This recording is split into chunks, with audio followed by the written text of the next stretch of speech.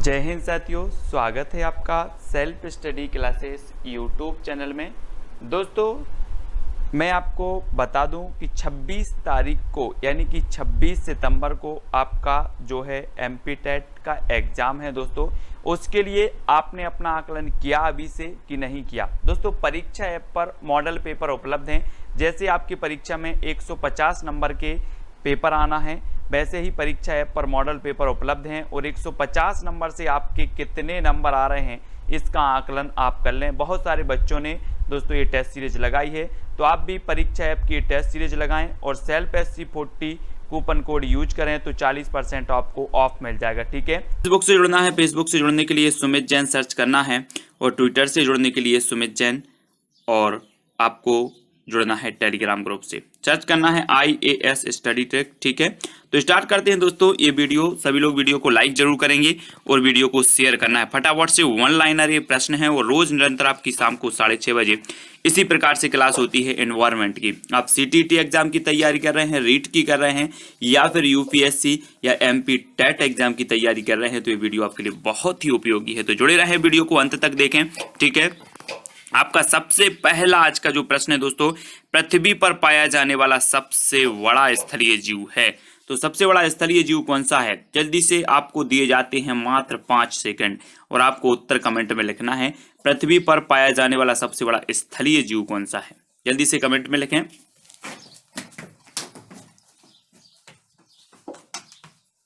तब आपका राइट जो आंसर हो जाएगा दोस्तों वो क्या हो जाएगा? वो हो जाएगा हाथी। पृथ्वी पर पाया जाने वाला सबसे बड़ा जो स्थलीय जीव है वो कौन सा है? हाथी है। नेक्स्ट जो आपका प्रश्न है, इंडियन रोलर के नाम से भी जाना जाता है, तो किसे जाना जाता है? ये आपका प्रश्न है, इंडियन रोलर के नाम से भी जाना जाता है, तो आपको उत्तर लिखना है। उत्तर हो जाएगा नीलकंठ। इंडियन रोलर के नाम से जाना जाता है दोस्तों नीलकंठ को। ठीक है, तो नीलकंठ आपका बिल्कुल यहां पर सही आंसर होगा। अगला है कड़कनाथ। कड़कनाथ किसकी प्रसिद्ध प्रजाति है? कड़कनाथ किसकी प्रसिद्ध प्रजाति है? जल्दी से उत्तर आपको लिखना है।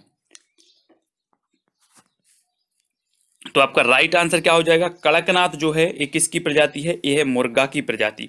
ठीक है, किसकी है? मुर्गा की प्रजाति है। अब अगला क्वेश्चन आपको बताना है दोस्तों, कड़कनाथ का संबंध किस राज्य से है? तो कड़कनाथ का संबंध, कड़कनाथ किसकी प्रजाति है आपने ऊपर पढ़ा, तो कड़कनाथ मुर्गा की प्रजाति है। अब एक कड़कनाथ का जो संबंध है वो किस राज्य से है ये हमें बताना है। तब आपका राइट आंसर क्या हो जाएगा? उत्तर आपका हो जाएगा मध्य प्रदेश। कड़कनाथ का जो संबंध है, कड़कनाथ मुर्गे का जो संबंध है वो किससे है? मध्य प्रदेश से है। ठीक है, मध्य प्रदेश आपका बिल्कुल यहाँ पर सही आंसर होगा। अगला क्वेश्चन देख लेते हैं, मोर कहाँ की मूल प्रजाति है? मोर आपको बताना है। जो राष्ट्रीय पक्षी हमारा मोर है, मोर जो मूल प्रजाति है ये कहाँ की है मोर की? तब आपका राइट आंसर हो जाएगा दक्षिण एवं दक्षिण पूर्व एशिया। दक्षिण एवं दक्षिण पूर्व एशिया की मूल प्रजाति है मोर। ठीक है, ये चीज आपको याद रखनी है। अगला क्वेश्चन देख लेते हैं, तोते का वैज्ञानिक नाम क्या है? तोता आपने देखा होगा तोता, अब इसका वैज्ञानिक नाम बताना है, जल्दी से बताएं। तो आपका राइट आंसर क्या हो जाएगा? तोते का वैज्ञानिक नाम बताना है और आपका बिल्कुल सही आंसर होगा क्या? सिराक्यूला कैमरी। सिराक्यूला कैमरी ये तोते का वैज्ञानिक नाम है। ठीक है, आपको याद रखना है। अगला है, सजीवों को 5 जगतों में किसने विभाजित किया? तो उत्तर लिखें जल्दी से। सजीवों को 5 जगतों में जो विभाजित करने वाले हैं वो कौन है? तो आपका राइट आंसर यहां पर क्या होगा? तब आपका बिल्कुल सही आंसर होगा दोस्तों R.H. व्हिटेकर। कौन है? R.H. व्हिटेकर। इन्होंने सजीवों को 5 जगतों में विभाजित किया है। किसने? R.H. व्हिटेकर साहब ने। तो आपका बिल्कुल सही आंसर R.H. व्हिटेकर ही होगा। अगला है, पौधों में गैसों का आदान प्रदान कैसे होता है? आपने पौधे देखे होंगे।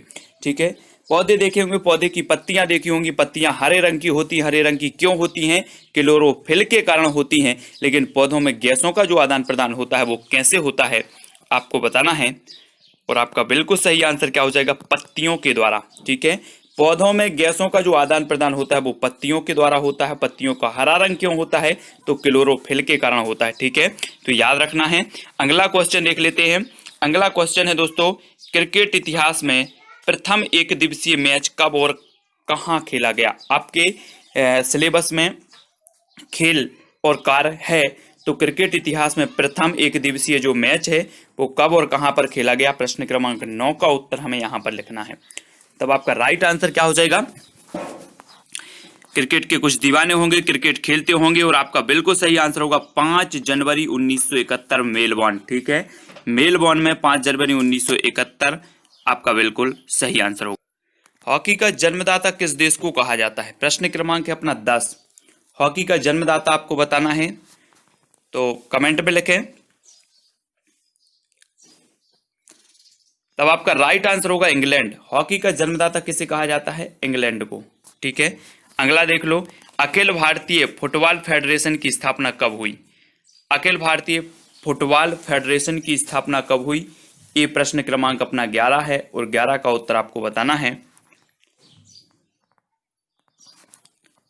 तब आपका बिल्कुल सही आंसर होगा वर्ष 1937। अखिल भारतीय फुटबॉल फेडरेशन की जो स्थापना हुई वो कब हुई? 1937 में। ठीक है, लॉन टेनिस की उत्पत्ति किस देश में हुई? लॉन टेनिस की उत्पत्ति किस देश में हुई? प्रश्न क्रमांक 12 का उत्तर हमें लिखना है, लॉन टेनिस की उत्पत्ति। तब आपका राइट आंसर क्या हो जाएगा? लॉन टेनिस की उत्पत्ति हुई है तो इंग्लैंड में हुई है। ठीक है, लॉन टेनिस की उत्पत्ति। अगला क्वेश्चन है आपके सामने दोस्तों, अगला है भारत की सबसे छोटी स्थल सीमा है वो किस देश के साथ है? सबसे छोटी बताना है आपको, भारत की सबसे छोटी स्थलीय सीमा किस देश के साथ है? प्रश्न क्रमांक 14। तब आपका बिल्कुल सही आंसर होगा अफगानिस्तान। 106 किलोमीटर। कितनी है अफगानिस्तान के साथ? 106 किलोमीटर है। ठीक है, सबसे छोटी स्थलीय सीमा है। पोलो में खिलाड़ियों की संख्या कितनी होती है? पोलो में खिलाड़ियों की संख्या आपको बताना है कितनी होती है? प्रश्न क्रमांक 15।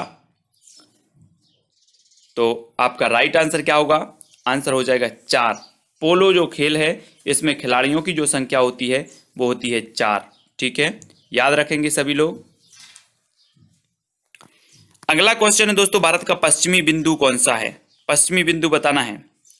प्रश्न क्रमांक 16, भारत का पश्चिमी जो बिंदु है वो कौन सा है? तो कौन सा है पश्चिमी बिंदु? सर क्रीक गुजरात, ये भारत का पश्चिमी बिंदु माना जाता है। ठीक है, नेक्स्ट है डूरंड कप किस खेल से संबंधित है? डूरंड कप बताना है आपको किस खेल से संबंधित है। तब आपका बिल्कुल सही आंसर होगा फुटबॉल। डूरंड कप किस खेल से संबंधित है? तो फुटबॉल से संबंधित है। ठीक है, याद रखेंगे। अगला क्वेश्चन देख लेते हैं, हिमा दास किस खेल से संबंधित हैं? प्रश्न क्रमांक है अपना 18। हिमा दास किस खेल से संबंधित है? आपको खिलाड़ियों के उपनाम भी पता होनी चाहिए, कौन सा खिलाड़ी किस खेल से संबंधित है वो भी पता होनी चाहिए, और आपका बिल्कुल सही आंसर होगा एथलेटिक्स। हिमा दास संबंधित है किस खेल से? एथलेटिक्स से संबंधित हैं। पक्षियों का महाद्वीप किस महाद्वीप को कहा जाता है? आपने महाद्वीप पढ़े हैं, और महाद्वीपों में पक्षियों का महाद्वीप किस महाद्वीप को कहा जाता है? एक प्रश्न और पूछा जाता है कि श्वेत महाद्वीप किसे कहा जाता है? तो अंटार्कटिका महाद्वीप को कहा जाता है। लेकिन अगर बात करें कि पक्षियों का महाद्वीप किस महाद्वीप को कहा जाता है, तो आपका उत्तर होगा दक्षिण अमेरिका। दक्षिण अमेरिका जो है उसे पक्षियों का महाद्वीप भी कहा जाता है। ठीक है, अगला है सेरीकल्चर संबंधित है, तो किससे संबंधित है सेरीकल्चर? प्रश्न क्रमांक 20। तब आपका बिल्कुल सही आंसर होगा रेशम उत्पादन। किससे संबंधित है सेरीकल्चर? रेशम उत्पादन से संबंधित है। ठीक है, अगला है जैविक खेती अपनाने वाला भारत का प्रथम राज्य कौन सा है? जैविक खेती अपनाने वाला भारत का प्रथम राज्य आपको बताना है। तो प्रश्न क्रमांक 21 और 21 का बिल्कुल सही आंसर होगा सिक्किम। जैविक खेती अपनाने वाला भारत का जो प्रथम राज्य है वो राज्य है सिक्किम। ठीक है, अगला क्वेश्चन देख लेते हैं। अगला जो अपना प्रश्न है, हरा सोना किसे कहा जाता है? हरा सोना बताना है आपको किसे कहा जाता है, आपने पढ़ा होगा। प्रश्न क्रमांक 22। तब आपका बिल्कुल सही आंसर होगा हरा सोना कहा जाता है वन को। ठीक है, वनों को कहा जाता है हरा सोना। साइलेंट वैली के चर्चित होने का कारण क्या है? प्रश्न है 23, और साइलेंट वैली के चर्चित होने का कारण आपको बताना है। तो क्या कारण है? साइलेंट वैली या फिर शांत घाटी जो कि केरल में स्थित है, और इसके प्रसिद्ध होने के कारण है, चर्चित होने का कारण क्या है? जैव विविधता। जैव विविधता का हॉट स्पॉट क्षेत्र है साइलेंट वैली, इसलिए ये क्या है जो है चर्चित है। 23, ठीक है। घाना पक्षी विहार किस राज्य में स्थित है? प्रश्न क्रमांक 24, घाना पक्षी विहार किस राज्य में स्थित है, पूछा गया है प्रश्न। और आपका बिल्कुल सही आंसर क्या हो जाएगा? राजस्थान। कहां पर है? राजस्थान में है, ठीक है। घाना पक्षी विहार है राजस्थान। अगला क्वेश्चन है, एन वाय रोनेर शब्द किस भाषा से लिया गया है? एन वाय रोनेर जो शब्द है वो किस भाषा से लिया गया? 25 का आंसर बताना है। और आपका बिल्कुल सही आंसर होगा एन वाय रोनेर शब्द लिया गया है फ्रेंच भाषा से। किस भाषा से? फ्रेंच भाषा से लिया गया है, ठीक है। अगला क्वेश्चन देख लेते हैं। अगला जो अपना प्रश्न है वो है, स्कर्वी नामक बीमारी किस विटामिन की कमी से होती है? स्कर्वी नामक बीमारी किस विटामिन की कमी से होती है? तो आप सभी को पता है कि विटामिन सी की कमी से जो रोग हो जाता है वो स्कर्वी नामक रोग हो जाता है, स्कर्वी नामक बीमारी हो जाती है, ठीक है। तो विटामिन सी का जो प्रचुर स्रोत माना जाता है वो आंवला माना जाता है, ठीक है। तो ये भी याद रखना है। लेटा हुआ ग्रह किसे कहा जाता है? प्रश्न क्रमांक 27, लेटा हुआ ग्रह किसे कहा जाता है? पूछा गया है क्वेश्चन कई एग्जाम में। तो आपका यहां पर बिल्कुल सही आंसर होगा यूरेनस। यूरेनस यानी कि अरुण, अरुण को कहा जाता है लेटा हुआ ग्रह, ठीक है। अगला क्वेश्चन है, वर्षा एवं आर्द्र पर्णपाती वन संस्थान कहाँ स्थित है? वर्षा एवं आर्द्र पर्णपाती वन संस्थान कहाँ पर स्थित है? 28 का आंसर। तो वर्षा एवं आर्द्र पर्णपाती वन संस्थान जो स्थित है वो कहाँ पर है? जोरहट, जोरहट में स्थित है, ठीक है। अगला है, हरित उपभोक्ता दिवस कब मनाया जाता है? प्रश्न क्रमांक 29, हरित उपभोक्ता दिवस, हरित उपभोक्ता दिवस कब मनाया जाता है? तो आपका बिल्कुल सही आंसर होगा 28 सितंबर। 28 सितंबर को मनाया जाता है हरित उपभोक्ता दिवस। याद रखना है प्रायद्वीपीय पठार का आकार कैसा है? प्रायद्वीपीय पठार का आकार बताना है। प्रश्न क्रमांक 30 का उत्तर क्या हो जाएगा आपका? प्रायद्वीपीय पठार का जो आकार होता है वो होता है त्रिभुजाकार। कैसा? त्रिभुजाकार होता है, ठीक है, प्रायद्वीपीय पठार का आकार। अगला क्वेश्चन देख लेते हैं। अगला है, विश्व जनसंख्या दिवस कब मनाया जाता है? विश्व जनसंख्या दिवस बताना है। प्रश्न क्रमांक 31, कब मनाया जाता है विश्व जनसंख्या दिवस? तब आपका बिल्कुल सही आंसर होगा 11 जुलाई। सभी ने बिल्कुल सही बताया है, विश्व जनसंख्या दिवस मनाया जाता है 11 जुलाई को, ठीक है। अंतर्राष्ट्रीय वाघ दिवस कब मनाया जाता है? प्रश्न क्रमांक 32, अंतर्राष्ट्रीय वाघ दिवस। तो आपका बिल्कुल सही आंसर हो जाएगा 29 जुलाई को। अंतर्राष्ट्रीय वाघ दिवस जो मनाया जाता है वो मनाया जाता है 29 जुलाई को, ठीक है, 29 जुलाई। अगला देख लेते हैं, बी आर अम्बेडकर का संविधान सभा में निर्वाचन कहाँ से हुआ था? बी आर अम्बेडकर साहब संविधान के जनक कहे जाते हैं और इनका संविधान सभा में जो निर्वाचन हुआ था वो कहां से हुआ था? प्रश्न क्रमांक 33 का आंसर। तो आपको बिल्कुल सही आंसर होगा मुंबई प्रेसिडेंसी। कहां से हुआ था? मुंबई प्रेसिडेंसी से हुआ था। किसका? बी आर अम्बेडकर, संविधान के जनक। आपदा प्रबंधन प्रशिक्षण संस्थान कहाँ स्थित है? आपदा प्रबंधन प्रशिक्षण संस्थान कहां पर स्थित है? प्रश्न क्रमांक 34।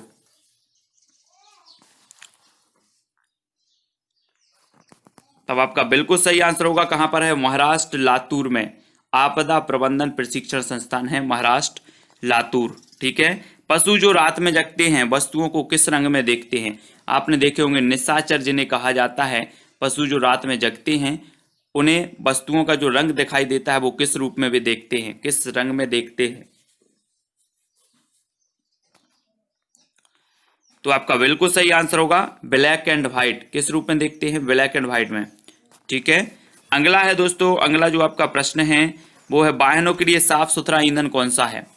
वाहनों के लिए साफ सुथरा ईंधन बताना है जिससे प्रदूषण नहीं होता है, वो ईंधन कौन सा है? जिसे साफ सुथरा ईंधन भी कहा जाता है, तो वो ईंधन है दोस्तों कौन सा? सीएनजी। सीएनजी जो है ये साफ सुथरा ईंधन है वाहनों के लिए। अगला प्रश्न है, कथकली किस राज्य का नृत्य है? कथकली बताना है। एक और नृत्य है कथक, ठीक है, एक कथक है तो कथक कहाँ का है? उत्तर प्रदेश का। लेकिन कथकली की बात करें तो ये कथकली कहाँ का है? ये है केरल। ठीक है, तो याद रखना है आपको। अगला देख लेते हैं, पानी पंचायत आंदोलन किसने शुरू किया था? पानी पंचायत आंदोलन बताना है ये किसने शुरू किया था। प्रश्न क्रमांक 38 का आंसर। पानी पंचायत आंदोलन किसने शुरू किया? और आपका बिल्कुल सही आंसर होगा बिलासराव सालुखे। बिलासराव सालुखे, ठीक है, इन्होंने पानी पंचायत आंदोलन शुरू किया था। अगला है, प्रोजेक्ट रेड पांडा की शुरुआत कब हुई? प्रोजेक्ट रेड पांडा की शुरुआत कब हुई? प्रश्न क्रमांक 39। तो उत्तर क्या हो जाएगा? प्रोजेक्ट रेड पांडा की जो शुरुआत हुई वो शुरुआत हुई 1996 में। ठीक है, कब हुई? 1996। अगला क्वेश्चन देख लेते हैं, सरिस्का राष्ट्रीय उद्यान कहाँ स्थित है? सरिस्का राष्ट्रीय उद्यान प्रश्न क्रमांक 40। कहां पर स्थित है सरिस्का राष्ट्रीय उद्यान? और ये स्थित है राजस्थान में। कहां पर? राजस्थान। सरिस्का राष्ट्रीय उद्यान स्थित है राजस्थान। अगला क्वेश्चन है, बांध नहीं चाहिए बांध पहाड़ का विनाश है, यह कथन किसका है? बांध नहीं चाहिए बांध पहाड़ का विनाश है, यह कथन किसका है? 41 का उत्तर। तो आपका बिल्कुल सही आंसर होगा, एक कथन है सुंदरलाल बहुगुणा। किसका है? सुंदरलाल बहुगुणा का। याद रखना है, लास्ट में बताना भी है कितने क्वेश्चन आपने सही किए हैं, कितने क्वेश्चन कमेंट में बताए हैं। राष्ट्रीय जैव विविधता प्राधिकरण का मुख्यालय कहाँ स्थित है? राष्ट्रीय जैव विविधता प्राधिकरण का मुख्यालय आपको बताना है प्रश्न क्रमांक 42। तब आपका राइट आंसर होगा कहां पर है? चेन्नई। राष्ट्रीय जैव विविधता प्राधिकरण का जो मुख्यालय है वो चेन्नई में स्थित है। ठीक है, अगला क्वेश्चन, सर्वप्रथम हॉटस्पॉट शब्द का प्रयोग किसने किया था? प्रश्न क्रमांक 43। सर्वप्रथम हॉटस्पॉट शब्द का प्रयोग किसने किया था? आपने देखा होगा जैव विविधता के हॉटस्पॉट क्षेत्र हैं और हॉटस्पॉट शब्द का जो प्रयोग किया था सर्वप्रथम, प्रश्न क्रमांक 43 में आपका उत्तर हो जाएगा किसने? नॉर्मन मॉयर्स ने। ठीक है, हॉटस्पॉट शब्द का इन्होंने प्रथम प्रयोग किया था, तो याद रख लेना है। अगला क्वेश्चन देख लेते हैं, पंपास घास का मैदान कहाँ स्थित है? पंपास घास का मैदान बताना है आपको। तो आपका प्रश्न क्रमांक 44 है और आपका बिल्कुल सही आंसर क्या होगा? पंपास घास का मैदान जो स्थित है वो स्थित है अर्जेंटीना। ठीक है, अर्जेंटीना में है। भारतीय पारिस्थितिकी के जनक कौन है? भारतीय पारिस्थितिकी के जनक आपको बताना है 45 का उत्तर। कौन है भारतीय पारिस्थितिकी के जनक? तब आपका बिल्कुल सही आंसर क्या होगा? प्रोफेसर रामदेव मिश्रा। भारतीय पारिस्थितिकी के जनक इन्हें माना जाता है, रामदेव मिश्रा साहब को। अगला क्वेश्चन है, गहन पारिस्थितिकी के जनक कौन है? गहन पारिस्थितिकी के जनक बताना है 46 का आंसर। आपका बिल्कुल सही आंसर क्या होगा? जल्दी से कमेंट में लिखें, गहन पारिस्थितिकी के जनक बताना है कौन है? तो आपका बिल्कुल सही आंसर होगा अर्नीस नीस। कौन है? अर्नीस नीस, एक गहन पारिस्थितिकी के जनक हैं। और अगला क्वेश्चन है, नदी तालाब झील घास का मैदान वन किस प्रकार के पारिस्थितिक तंत्र के उदाहरण हैं? नदी तालाब झील घास का मैदान वन किस प्रकार के पारिस्थितिक तंत्र के उदाहरण माने जाते हैं? 47 का आंसर। और राइट आंसर आपका होगा प्राकृतिक। किस प्रकार के माने जाते हैं? प्राकृतिक। ठीक है, अगला क्वेश्चन, पारिस्थितिक तंत्र के मित्र कहलाते हैं तो कौन कहलाते हैं? पारिस्थितिक तंत्र के मित्र आपने पढ़ा होगा किसान के मित्र केंचुआ कहलाते हैं, लेकिन पारिस्थितिक तंत्र के जो मित्र कहलाते हैं वो नीम, पीपल, बरगद और तुलसी, ये कहलाते हैं पारिस्थितिक तंत्र के मित्र। ठीक है, तो याद रख लेना है, केंद्रीय पक्षी शोध संस्थान स्थित है। तो केंद्रीय पक्षी शोध संस्थान स्थित है तो कहां पर स्थित है? 49 का उत्तर बताना है, पक्षी शोध संस्थान। तब आपका राइट आंसर हो जाएगा इज्जत नगर बरेली। ठीक है, पक्षी शोध संस्थान इज्जत नगर बरेली में है। अगला है दोस्तों, गैंडा स्टेट के नाम से जाना जाता है। तो प्रश्न क्रमांक 50 का उत्तर आपका क्या होगा? गैंडा स्टेट के नाम से जाना जाता है, तो किस स्टेट को, किस राज्य को जाना जाता है? प्रश्न क्रमांक 50 और अंतिम आपका प्रश्न है और आपका बिल्कुल सही आंसर हो जाएगा असम। असम को गैंडा स्टेट के नाम से जाना जाता है। ठीक है, क्वेश्चन देखो, पक्षियों का महाद्वीप किसे कहा जाता है? तो जल्दी से बताना है आपको, पक्षियों का महाद्वीप। प्रश्न क्रमांक 51 अगर आपसे बनता है तो उत्तर जरूर लिखें। तब आपका बिल्कुल सही आंसर क्या हो जाएगा? आंसर हो जाएगा दक्षिण अमेरिका। पक्षियों का महाद्वीप कहा जाता है दोस्तों दक्षिण अमेरिका को। ठीक है, दक्षिण अमेरिका जो है आपका बिल्कुल यहाँ पर सही आंसर होगा।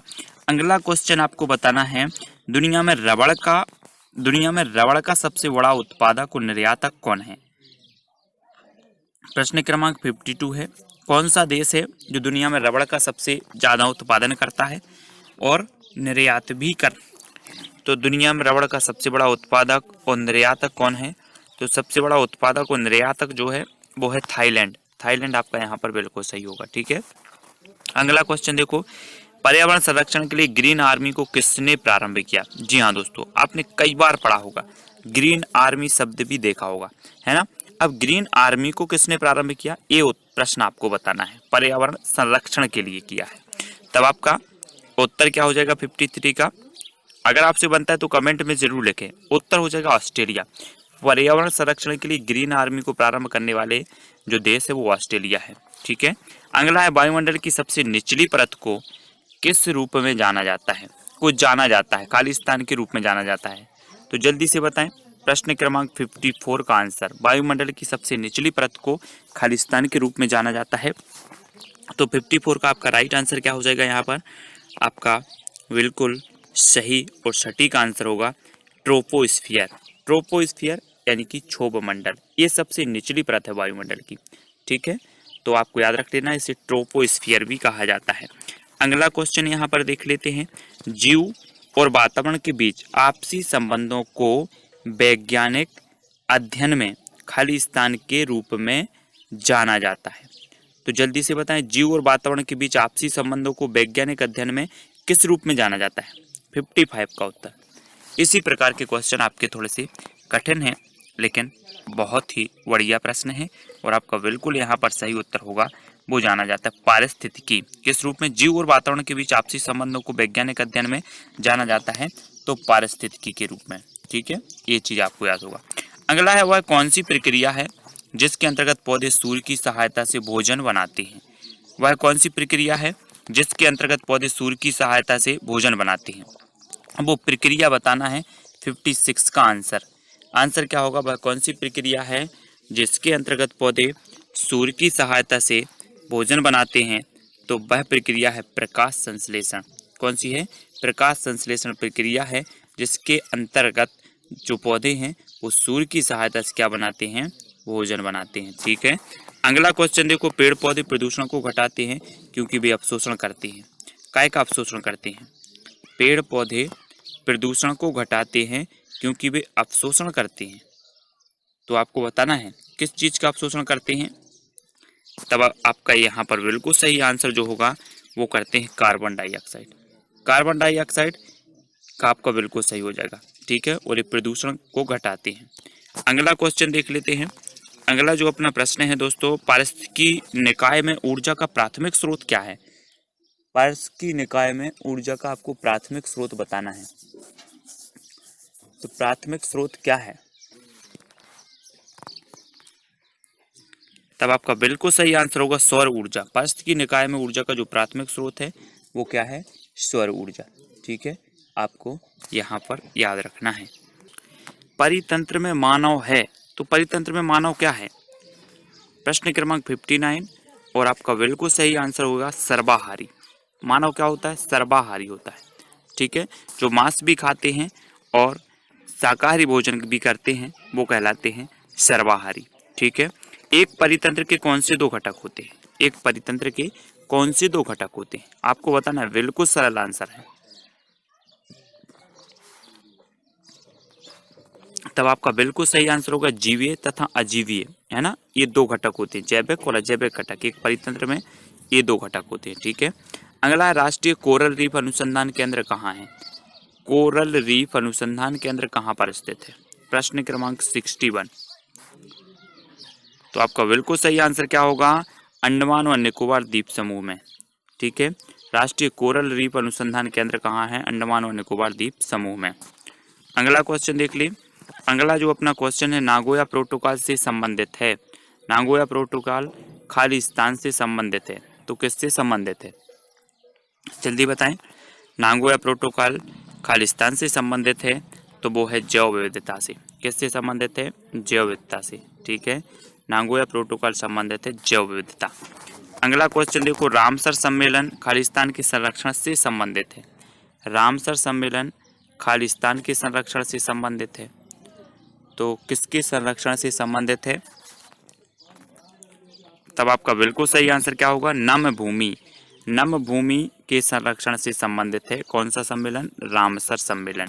ठीक है, अगला क्वेश्चन है दोस्तों, भारतीय राष्ट्रीय जैविक विविधता प्राधिकरण स्थापित किया, तो आपको बताना है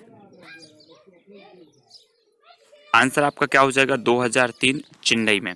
भारतीय राष्ट्रीय जैविक विविधता जो प्राधिकरण स्थापित किया गया वो कहाँ किया गया? 2003 में किया गया और चेन्नई में किया गया। ठीक है, ये चीज याद रखनी है। अगला क्वेश्चन देख लेते हैं, UNEP का मुख्यालय कहाँ है? सभी को बताना है, तो कहाँ पर है UNEP का मुख्यालय? प्रश्न क्रमांक है 65 और 65 का जो आपका राइट आंसर हो जाएगा वो क्या हो जाएगा? UNEP का आपको मुख्यालय बताना है। तो ये जो मुख्यालय है वो कहाँ पर है? ये है नैरोबी में। UNEP का मुख्यालय है दोस्तों नैरोबी। ठीक है, नैरोबी में, याद रखना है। अगला है, पशु हिंसा रोकथाम अधिनियम कब स्थापित हुआ? पशु हिंसा रोकथाम अधिनियम कब स्थापित हुआ? प्रश्न क्रमांक 66 का आंसर यहाँ पर बताना है। पशु हिंसा रोकथाम अधिनियम जो स्थापित हुआ वो हुआ 1960 में। कब हुआ? 1960। पशु हिंसा रोकथाम अधिनियम 1960। अगला है, भारत के एनिमल वेलफेयर बोर्ड का मुख्यालय कहाँ स्थित है? भारत के एनिमल वेलफेयर बोर्ड का जो मुख्यालय है वो कहाँ पर स्थित है? प्रश्न क्रमांक 67। तब आपका बिल्कुल सही आंसर कहाँ होगा? चेन्नई। ठीक है, एनिमल वेलफेयर बोर्ड का जो मुख्यालय है वो कहाँ पर है? चेन्नई में। अगला क्वेश्चन, विश्व मौसम विज्ञान संगठन का मुख्यालय कहाँ स्थित है? विश्व मौसम विज्ञान संगठन, इसका मुख्यालय कहाँ पर अवस्थित है? तो 68 का जो आपका बिल्कुल सही आंसर होगा, विश्व मौसम विज्ञान संगठन का जो मुख्यालय है वो है जिनेवा। ठीक है, कहाँ पर है? जिनेवा में। अगला है दोस्तों, आपका प्रश्न है, राष्ट्रीय पर्यावरण अभियांत्रिकी शोध संस्थान नीरी कब और कहाँ स्थापित किया गया? नीरी के बारे में आपको पता है, राष्ट्रीय पर्यावरण अभियांत्रिकी शोध संस्थान जिसे कि नीरी कहा जाता है। अब नीरी कब और कहाँ पर स्थापित किया गया ये बताना है। तो आपका बिल्कुल राइट जो आंसर हो जाएगा कमेंट में लिखना है 1958। 1958 में स्थापित किया गया। और ये कहाँ पर स्थापित किया गया? तो ये किया गया नागपुर में। ठीक है, ये चीज याद रखना। नीरी, पॉलीथीन की थैलियों को नष्ट नहीं किया जा सकता क्योंकि वे बनी होती हैं, किससे बनी होती हैं? पॉलीथीन की जो थैलियां होती हैं आपको पता है, इनको नष्ट नहीं किया जा सकता। क्यों नहीं किया जा सकता? क्योंकि ये बनी होती हैं। तो ये किसकी बनी होती हैं? तब आपका बिल्कुल सही आंसर होगा पॉलीमार। ये बनी होती हैं पॉलीमार से। ठीक है, अगला है, अंतर्राष्ट्रीय अम्ल वर्षा सूचना केंद्र स्थापित किया गया। अंतर्राष्ट्रीय अम्ल वर्षा सूचना केंद्र स्थापित किया गया, तो आपका बिल्कुल सही आंसर क्या होगा? आंसर होगा मैनचेस्टर में। ठीक है, अंतर्राष्ट्रीय अम्ल वर्षा सूचना केंद्र स्थापित किया गया मैनचेस्टर। ठीक है, विश्व के नॉर्वे और स्वीडन ऐसे देश हैं जहां पर सर्वाधिक क्या होती है? अम्ल वर्षा होती है। तो ये चीज आपको याद रखनी है। और अंतर्राष्ट्रीय अम्ल वर्षा सूचना केंद्र स्थापित मैनचेस्टर में किया गया। 71 का आंसर, वंशपति अनुक्रम की संकल्पना का प्रतिपादन किसने किया? प्रश्न क्रमांक 72, वंशपति अनुक्रम की संकल्पना का जो प्रतिपादन है वो किसने किया है? तो आपका बिल्कुल सही आंसर होगा क्लीमेंट्स ने। किसने किया? क्लीमेंट्स। वंशपति अनुक्रम की संकल्पना का प्रतिपादन करने वाले जो विद्वान हैं वो हैं क्लीमेंट्स। अगला आपका प्रश्न है, पृथ्वी का वह हिस्सा जहां जहां जीवन यापन होता है खालिस्तान कहलाता है। खालिस्तान के रूप में जाना जाता है। तो पृथ्वी का वह हिस्सा कौन सा है जहां जहां पर जीवन यापन होता है?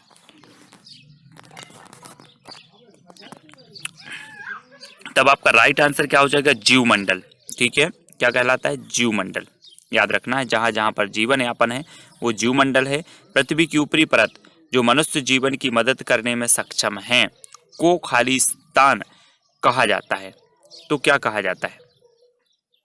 आपको बताना पृथ्वी की ऊपरी परत जो मनुष्य जीवन की मदद करने में सक्षम है को खालिस्तान कहा जाता है। तो आपका बिल्कुल सही आंसर क्या हो जाएगा? स्थल मंडल। क्या कहा जाता है? स्थल मंडल। ठीक है, अगला प्रश्न देख लेते हैं। जैव विविधता को अधिकतम संकट है तो किससे है? जैव विविधता को अधिकतम संकट किससे है? प्रश्न क्रमांक 75। तब आपका राइट आंसर क्या होगा? प्राकृतिक निवास एवं वनस्पतियों के विनाश से। प्राकृतिक निवास और वनस्पतियों के विनाश से जैव विविधता को अधिकतम संकट है, क्योंकि प्राकृतिक निवास नहीं रहेंगे और वनस्पतियों का विनाश होगा तो जैव विविधता नहीं रहेगी, अर्थात जीव जो होंगे वो नष्ट होते जाएंगे और जैव विविधता घटती जाएगी। जीवाश्म ईंधन मुख्य रूप से खालिस्तान से बना होता है। जीवाश्म ईंधन आपको बताना है, सभी लोग समझते होंगे जीवाश्म ईंधन, ठीक है। और जीवाश्म जो ईंधन है वो मुख्य रूप से बना होता है, तो कैसे बना होता है? कार्बन से, ठीक है। ये मुख्य रूप से कार्बन से बना होता है। अगला क्वेश्चन है, सागरीय खरपतवार किसका महत्वपूर्ण स्रोत है? सागरीय जो खरपतवार है किसका महत्वपूर्ण स्रोत है? प्रश्न क्रमांक 77। तो आपका बिल्कुल सही आंसर होगा आयोडीन। क्या का है? सागरीय खरपतवार किसका महत्वपूर्ण स्रोत है? तो आयोडीन का, ठीक है। अगला क्वेश्चन देखो, वायुमंडल की सबसे ठंडी परत कौन सी है? वायुमंडल की मैंने परतों को आपको पढ़ाया है, पूरी परतें बिल्कुल डिटेल में विस्तृत रूप से बहुत अच्छे से पढ़ाया है, और वायुमंडल की सबसे ठंडी परत आपको बतानी है। तो आपका बिल्कुल कमेंट फटाक से आना चाहिए, और आपका उत्तर आ गया है मध्यमंडल, ठीक है। वायुमंडल की सबसे ठंडी परत है मध्यमंडल। भारत में वायु की गुणवत्ता जांचने के लिए कौन सा मोबाइल ऐप शुरू किया गया? वायु की गुणवत्ता जांचने के लिए एक मोबाइल ऐप लॉन्च किया गया, जो आपको पता होनी चाहिए। उस मोबाइल ऐप का नाम क्या है ये पता होनी चाहिए। तो प्रश्न क्रमांक है आपका 79 और आपका उत्तर हो जाएगा सफर एयर। सफर एयर ऐसा मोबाइल ऐप है जो वायु की क्या जांचता है? गुणवत्ता को जांचता है, ठीक है। अगला क्वेश्चन आपको है, भारतीय उपमहाद्वीप के जल में पाए जाने वाले समुद्री कछुओं की 5 प्रजातियों में से कौन सी सबसे अधिक आबादी वाली प्रजाति है? भारतीय उपमहाद्वीप के जल में पाए जाने वाली समुद्री कछुओं की 5 प्रजातियों में से कौन सी सबसे अधिक आबादी वाली प्रजाति है? तो कौन सी है? प्रश्न क्रमांक 80 का उत्तर हमें यहाँ पर लिखना है। और आपका बिल्कुल सही आंसर क्या होगा? आंसर होगा ओलिव रिडले। ओलिव रिडले एक कछुओं की प्रजातियां है, ठीक है, जो सबसे अधिक आबादी वाली प्रजाति है, ठीक है। अगला क्वेश्चन है, विशालकाय panda world wide fund for nature का आधिकारिक प्रतीक है। वर्ल्ड वाइड WWF का जो है आधिकारिक प्रतीक है। यह जानवर किस देश में पाया जाता है? कौन सा? पांडा। पांडा किस देश में पाया जाता है? तो आपका बिल्कुल सही आंसर होगा, कहाँ पर पाया जाता है? चाइना, यानी कि चीन में पाया जाता है, ठीक है। अगला क्वेश्चन देखो, कौन सी गैस ग्लोबल वार्मिंग के लिए ज़्यादा जिम्मेदार है? तो कौन सी गैस है जो ग्लोबल वार्मिंग के लिए ज़्यादा जिम्मेदार है? प्रश्न क्रमांक 82 का उत्तर बताना है। और आपका बिल्कुल जो राइट आंसर हो जाएगा वो क्या हो जाएगा? ग्लोबल वार्मिंग के लिए सभी को पता है कि जो कार्बन डाइऑक्साइड है ये ग्लोबल वार्मिंग के लिए ज़्यादा जिम्मेदार है, ठीक है। और 82 का कार्बन डाइऑक्साइड आपका बिल्कुल सही होगा। इंसुलिन की कमी से होने वाला रोग कौन सा है? प्रश्न क्रमांक है आपका 83। इंसुलिन की कमी से होने वाला रोग हमें यहाँ पर बताना है। तो आपका बिल्कुल सही आंसर क्या होगा? मधुमेह। मधुमेह ऐसा रोग है जो इंसुलिन की कमी से होता है, ठीक है। अगला है, केंद्रीय पादप अनुसंधान संस्थान स्थित है। तो पादप अनुसंधान संस्थान बताना ये कहाँ पर स्थित है? प्रश्न क्रमांक 84। और आपका बिल्कुल सही आंसर होगा, केंद्रीय पादप अनुसंधान जो संस्थान है वो कहाँ पर है? लखनऊ में, ठीक है, लखनऊ। अगला क्वेश्चन है, औषधि अनुसंधान संस्थान भी लखनऊ में है। कुचिपुड़ी किस राज्य का नृत्य है? कुचिपुड़ी 85 का उत्तर बताना है। ये किस राज्य का नृत्य है कुचिपुड़ी? तो 85 है, और 85 का आपने जो उत्तर बताया है कुचिपुड़ी नृत्य है, तो ये है आंध्र प्रदेश। आंध्र प्रदेश आपका बिल्कुल सही हो जाएगा, कुचिपुड़ी आंध्र प्रदेश का नृत्य है, ठीक है। मॉन्ट्रियल प्रोटोकॉल कहाँ हुआ था? मॉन्ट्रियल प्रोटोकॉल बताना है, ये कहाँ हुआ था मॉन्ट्रियल प्रोटोकॉल? 86 का आंसर। मॉन्ट्रियल प्रोटोकॉल जो हुआ था वो हुआ था कनाडा, 16 सितंबर 1987 को, ठीक है। मॉन्ट्रियल प्रोटोकॉल हुआ था कनाडा में 16 सितंबर 1987 को। अगला प्रश्न देखो, भारत की सबसे छोटी आर्द्र भूमि है। आपको पता है दोस्तों भारत में 27 आर्द्र भूमियां हैं और सबसे छोटी आर्द्र भूमि कौन सी है? प्रश्न क्रमांक 87 का आंसर है यहाँ पर बताना है और 87 का आपका बिल्कुल सही आंसर होगा रेणुका। रेणुका आर्द्र भूमि जो कि हिमाचल प्रदेश में है और ये भारत की सबसे छोटी आर्द्र भूमि मानी जाती है। तो कौन सी मानी जाती है? रेणुका। भारत में आर्द्र भूमियों की संख्या कितनी है? 88 का आंसर आर्द्र भूमियों की संख्या यहाँ पर बताना है। तो आपका बिल्कुल सही आंसर क्या होगा? भारत में आर्द्र भूमियों की जो संख्या है वो है 27। कितनी है? 27। आर्द्र भूमियों की संख्या है 27। IUCN का मुख्यालय कहाँ स्थित है? IUCN का जो मुख्यालय है वो कहाँ पर स्थित है? तो आपका बिल्कुल सही आंसर होगा मॉर्गस, स्विट्जरलैंड। कहाँ पर है? मॉर्गस, स्विट्जरलैंड में। IUCN का मुख्यालय मॉर्गस, स्विट्जरलैंड में। ठीक है। अगला है क्योटो प्रोटोकॉल का मुख्य उद्देश्य क्या था? क्योटो प्रोटोकॉल का मुख्य उद्देश्य क्या था? प्रश्न क्रमांक 90। क्योटो प्रोटोकॉल आपने सुना है, इसका मुख्य उद्देश्य क्या था? तो इसका मुख्य उद्देश्य था ग्रीन हाउस गैसों के उत्सर्जन को कम करना। ग्रीन हाउस गैसों के उत्सर्जन को कम करना क्योटो प्रोटोकॉल का मुख्य उद्देश्य था। ठीक है। अगला देख लो। अगला जो अपना प्रश्न है, किस राष्ट्रीय उद्यान का नाम पूर्व में हैली राष्ट्रीय उद्यान था? सभी को पता है हैली राष्ट्रीय उद्यान किस राष्ट्रीय उद्यान का पूर्व में नाम था? तो जल्दी से कमेंट में लिखें और उत्तर बताएं। और आपका बिल्कुल सही यहाँ पर होगा, क्या हो जाएगा? जिम कॉर्बेट राष्ट्रीय उद्यान। जिम कॉर्बेट राष्ट्रीय उद्यान का पूर्व में जो नाम था दोस्तों वो था हैली। ठीक है, हैली के नाम से जाना जाता था। अंतर्राष्ट्रीय मृदा संरक्षण दिवस कब मनाया जाता है? मृदा संरक्षण दिवस। प्रश्न क्रमांक 92। सभी को पता होनी चाहिए अंतर्राष्ट्रीय मृदा संरक्षण जो दिवस है वो कब मनाया जाता है।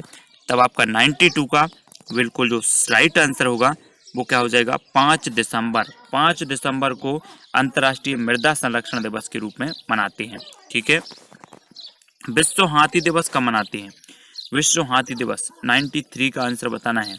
जल्दी से लिखें कमेंट में, विश्व हाथी दिवस कब मनाया जाता है? तो आपका बिल्कुल राइट आंसर होगा 12 अगस्त को। विश्व हाथी दिवस मनाया जाता है 12 अगस्त को। ठीक है। केंद्रीय खाद्य प्रौद्योगिकी अनुसंधान स्थित है, तो कहाँ स्थित है? केंद्रीय खाद्य प्रौद्योगिकी अनुसंधान स्थित है तो 94 और 94 का आपका बिल्कुल सही आंसर होगा मैसूर। मैसूर में स्थित है केंद्रीय खाद्य प्रौद्योगिकी अनुसंधान। नेक्स्ट प्रश्न है, विश्व हाथ धुलाई दिवस कब मनाया जाता है? विश्व हाथ धुलाई दिवस आपको बताना है, ये कब मनाया जाता है? 95 का उत्तर सभी लोग कमेंट में लिखें। तो आपका बिल्कुल सही आंसर होगा 15 अक्टूबर। 15 अक्टूबर को विश्व हाथ धुलाई दिवस मनाया जाता है। ठीक है, 95 का 15 अक्टूबर। सौर ऊर्जा से संचालित देश का पहला रेलवे स्टेशन कौन सा था? सौर ऊर्जा से संचालित देश का पहला रेलवे स्टेशन कौन सा था? प्रश्न क्रमांक 96। सौर ऊर्जा से संचालित देश का पहला रेलवे स्टेशन कौन सा था? और आपका बिल्कुल सही आंसर होगा गुवाहाटी। कौन सा था? गुवाहाटी। ठीक है। अगला है, मंगल को लाल ग्रह क्यों कहा जाता है? सभी को एक क्वेश्चन आ जाता है कि किस ग्रह को लाल ग्रह कहा जाता है, तब आपका सीधा उत्तर होता है मंगल को। अब मंगल को लाल ग्रह क्यों कहा जाता है? तो आपको पता है आयरन ऑक्साइड के कारण। ठीक है, आयरन ऑक्साइड की उपलब्धता के कारण मंगल को लाल ग्रह कहा जाता है। अब पानी, जैसे मान के चलो पृथ्वी को नीला ग्रह क्यों कहा जाता है? तो पानी की उपलब्धता के कारण। ठीक है। विटीकल्चर संबंधित है, तो किससे संबंधित है? विटीकल्चर।